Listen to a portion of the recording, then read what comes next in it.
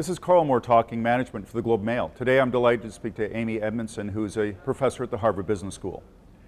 Good morning, Amy. Good morning. So, one of the things you've looked at is teams and studied it for a number of years. What do you see happening these days with teams and their nature? I see teams disappearing, which will sound very surprising because in fact we hear more and more about teams, but stable, bounded, clearly defined teams are less and less in evidence. What I see more of is teaming. So teaming is a verb, teaming is a skill, teaming is an activity.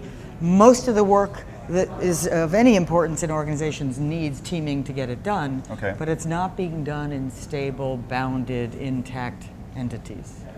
So that means that the skill set an employee is going to have to change. How's it going to change? We're going to have to get better at learning how to quickly relate to people we don't know, learning how to trust them, learning how to share our knowledge, extract their knowledge, synthesize it, even though we come from very different backgrounds or different expertise areas and so forth. So this seems that extroverts would have a natural advantage over introverts. Could be. It could be, although I think these are skills that anyone can learn. I think extroverts are more at home with these skills, but introverts can learn to do them, kind of fake it until they get good at it. And ultimately, I think what the difference is that introverts have to then recover.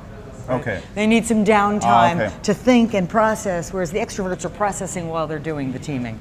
When you look at it, to me, building trust is a critical issue with teams. How do you quickly build trust? How do you quickly build trust? Self-disclosure, inquiry.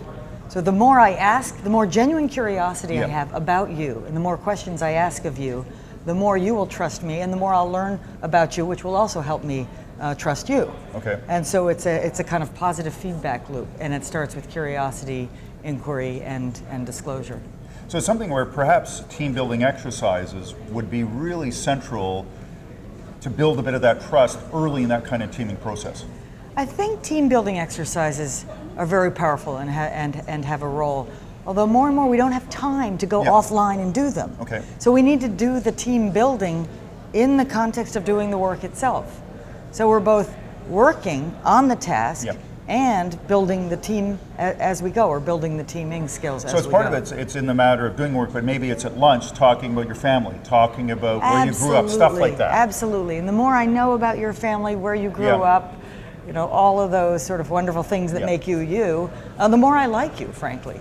Yeah, but in some cultures, we have an MBA in Tokyo, and the Japanese are culturally not apt to do that, at least with foreigners.